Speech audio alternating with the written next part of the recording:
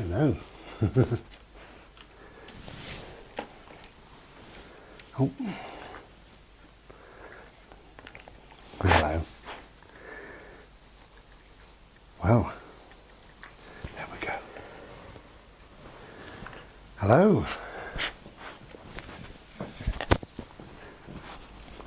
Hello, darling. You all right?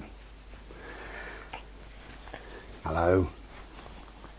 Right, I'm going to make a video, so you want to stop dancing? Do you want to stop dancing? No, you want to carry on? Right, get down a minute. Right, stay. Stay there. Stay there. No, stay there while I'm talking to the camera. Thank you. Bodhi, stop. Thank you. So here we are, having a chat and a Slurpy and a bit of a fight with me dog. There we go. Right, calm yourself. Calm. Okay? Shh. Dogs. Get a dog. You'll be laughing all day. Look at him. Look at him. Oh, look at you, little baby boy. Right, are you jealous because I'm talking to somebody but not you for a change, yeah? I'm having my Slurpy. Hot drink. Hot drink. He knows this. Hot drink. No. Hot drink.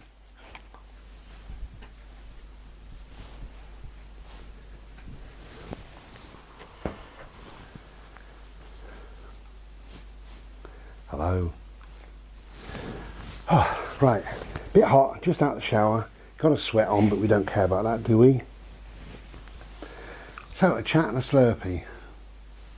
A chat about lots of things. Obviously, you know, my current situation and everything else. Just to fill you in, really, just to give you some idea of what's been going on. Cheers.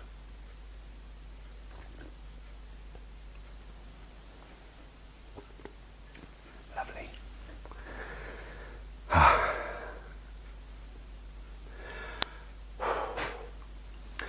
Just to bring you up to speed, really, I suppose, but going back, in January, I woke up about midnight and I vomited a load of blood into the toilet and I couldn't stop vomiting, and every time I vomited, it was blood. So an ambulance came, off to hospital. I was in there for 11 days.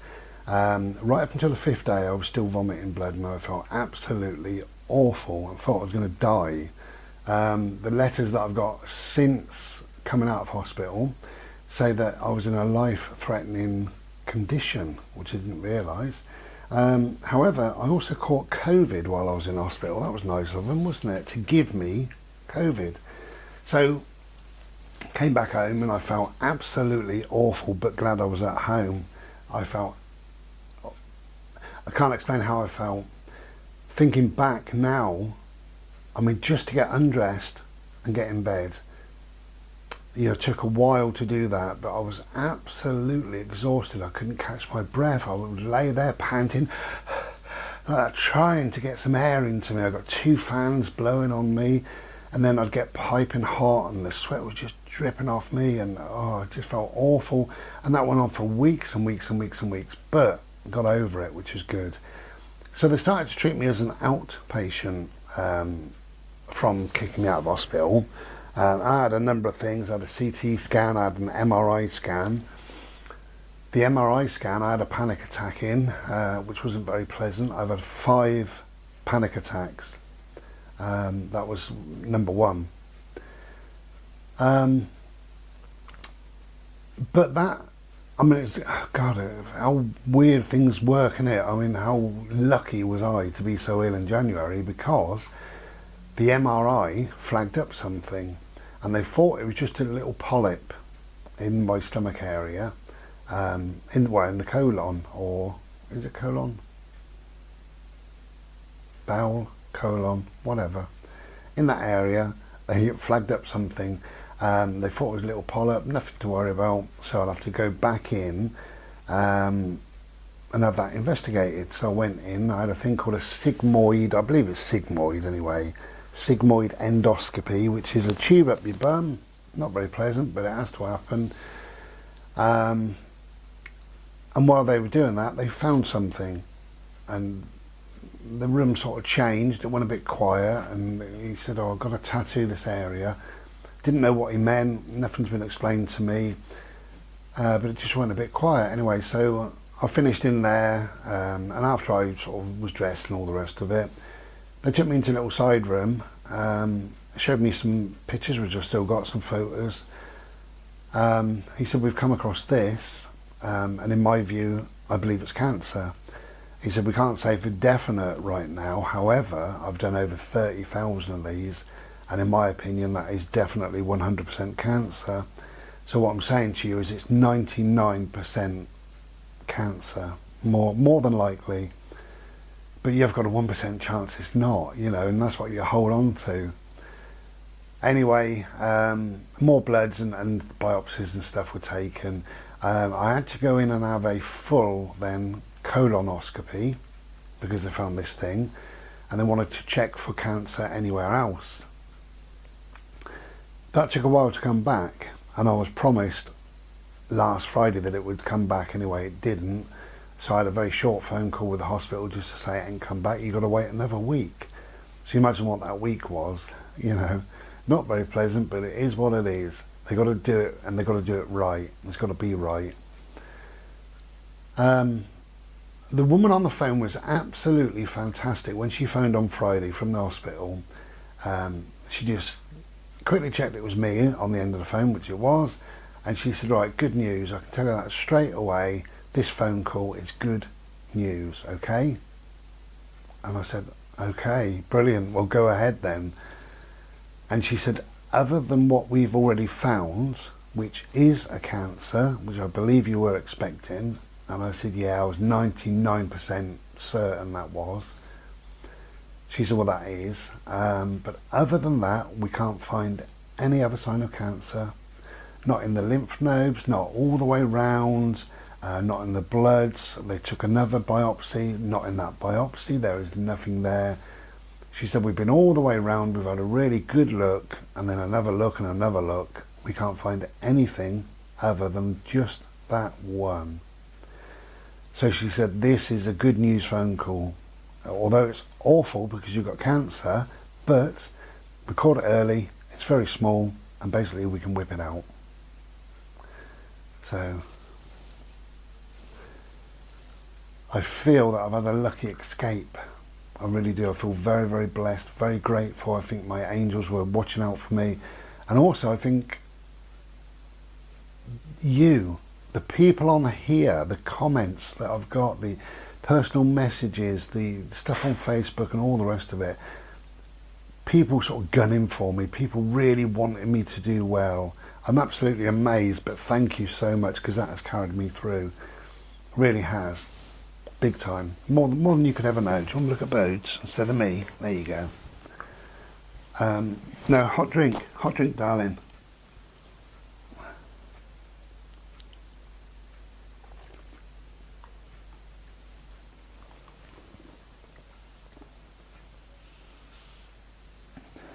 Yeah, so that's how I feel. I feel that I've had a really, really lucky escape. How I feel is that phone call gave me the best possible outcome, the best possible. Other than, "Sorry, we've made a mistake. You're absolutely clear. You're free to go. Ta-da!"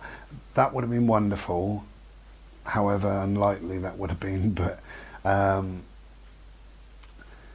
yeah, okay, I've got cancer and I've got to deal with it, and you know, it's lots of things having cancer. Being told that brings lots of things to you. You know, I've been upset about it. I've been angry about it. I've been just confused, really, and mostly, I tell you how I've been tired. I've been so tired. Just today, for instance, it's 11:15 now. I got up at about 7:30. I was up till 9. 9 o'clock I went to bed. I was exhausted. 9 o'clock till 10. Then I had a quick shower, and now we're sat here having a Slurpy and a chat. However, I'll probably go back to bed soon.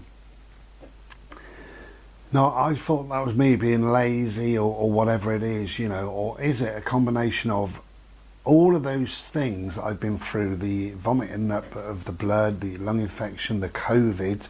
No, come on. No, come on. All right, please leave me alone for 1 minute. Oh, you can't, can you? All right. Oh, I love you. I love you, okay? I'm making a video, Bode. Look, I'm making a video, and I've got a hot drink. So careful, please. I've got a hot drink. Give me a kiss, then. Okay, that'll do. No more. I've got a hot drink. Yeah, is it a combination of all of those things has just made me weary? This year hasn't been much fun for me, has it? Health-wise, not really. So is it? I'm just tired because of everything.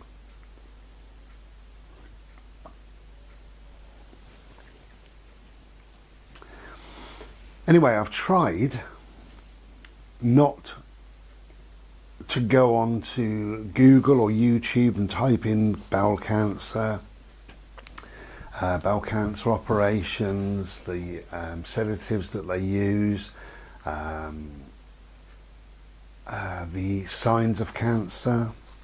I've tried not to do that and failed quite miserably, because you want to know, you have this, need to know. It's your body, you need to know, you want to know what's going on.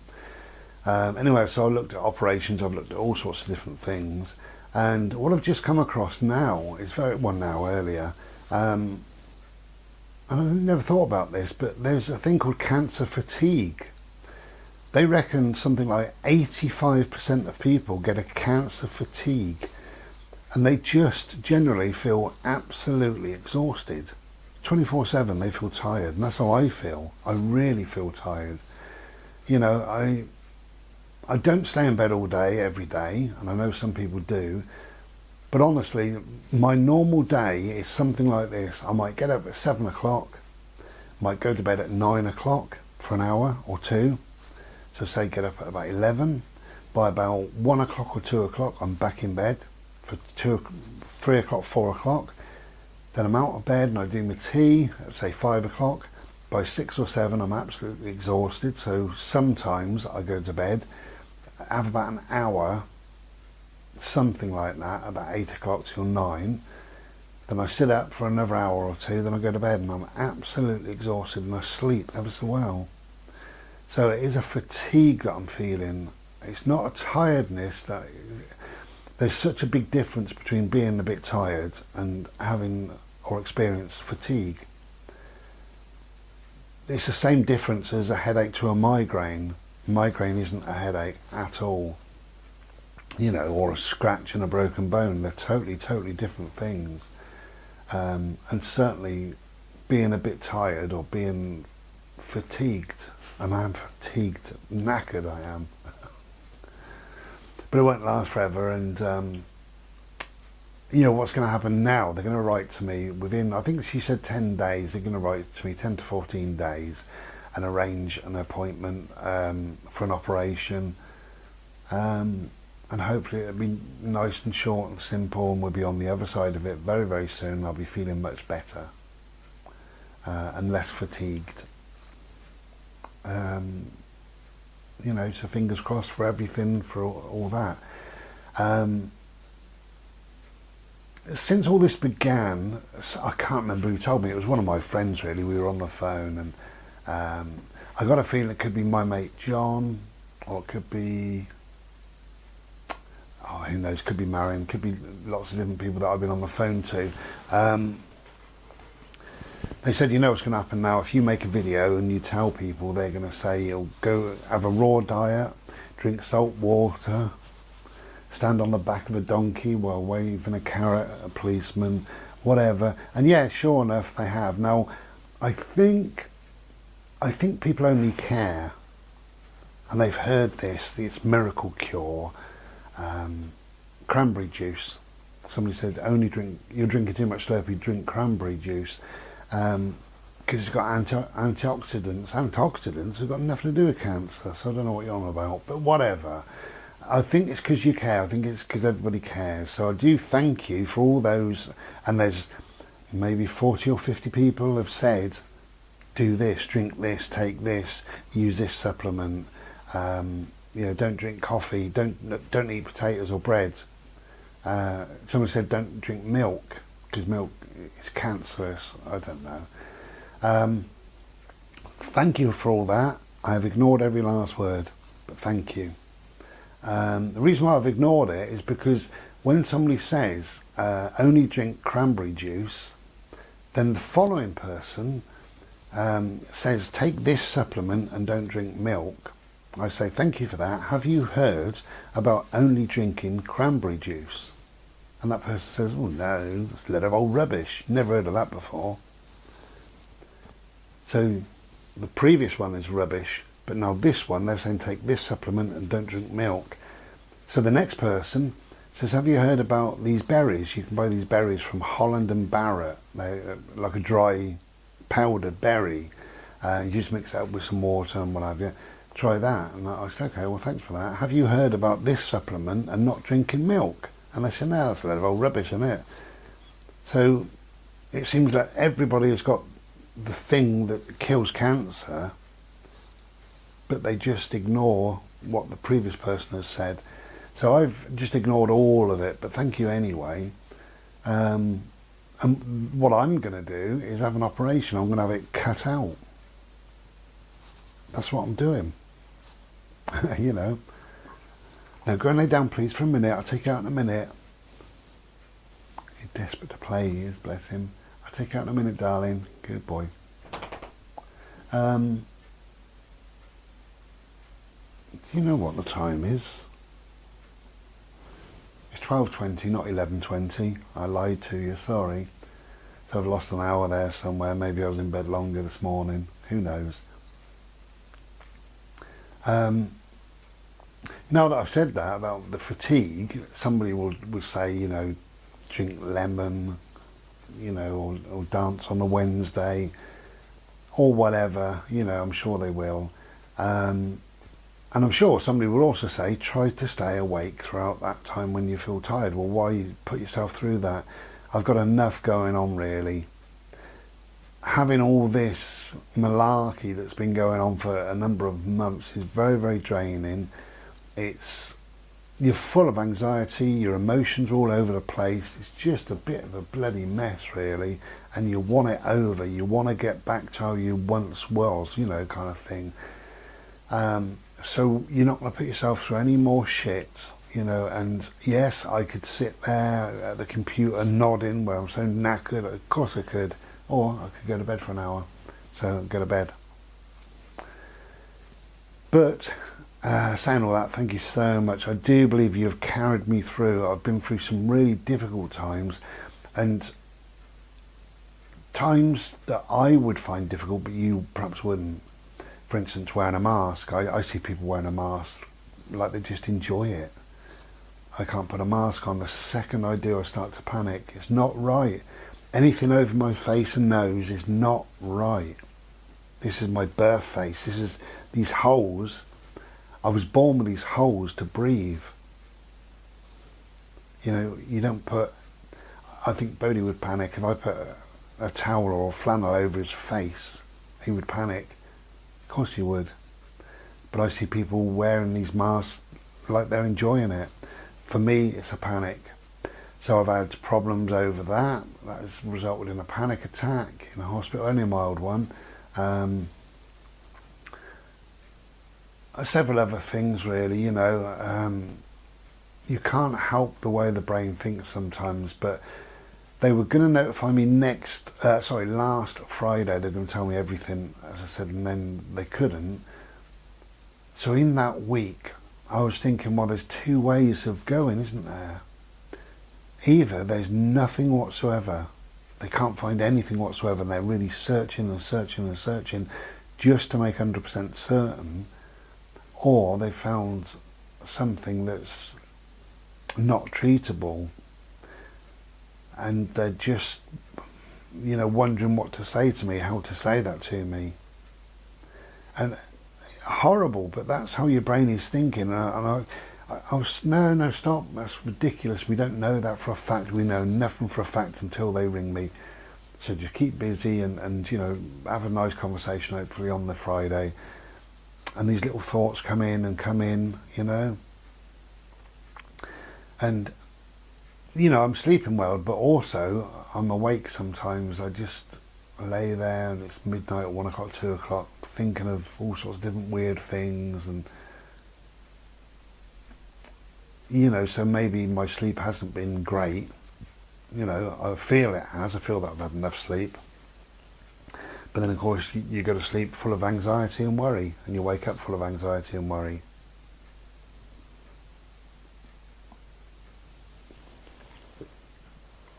Okay, we're going to finish this video, but before I do,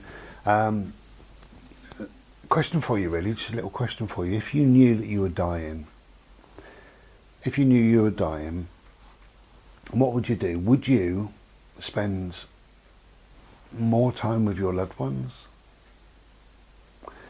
Would you do something you've always wanted to do? Would you try something new? What would you do? If you knew you were dying, so would you spend more time with your loved ones? Would you do something you've been meaning to do for a long, long time? Or would you try something new? Because the reason why I'm asking that is you are dying. So we are dying, all of us. All of us are dying. So what are we waiting for? Life is good and good gets better. Thank you for listening. We'll be back another day. Take care. Be well. Ta-da.